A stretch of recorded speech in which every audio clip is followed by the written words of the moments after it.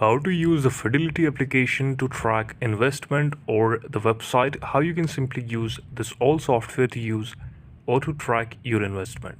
How to download the Fidelity application. To download it, you simply have to click on the mobile device on your app store, search for Fidelity Investment. Once you have located the app in the store, simply click on download button to initiate the installation. For iOS user, it's App Store. For Android, it's Google Play Store. After the app is installed, and you ensure that your mobile alerts are available and they are simply enabled. These alerts are essential for staying informed about your investment in real time. By activating mobile alerts, you can monitor market changes, receive account notification, and many more. How to set up the account? Setting up the account creates involving. Create an account linking your financial account for comprehensive tracking of your investment.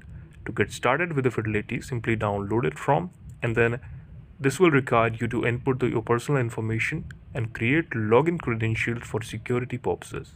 Once your account is set up, you can link external financial account by navigating to link account section. Follow the instruction to correctly add your bank account or investment or any credit card.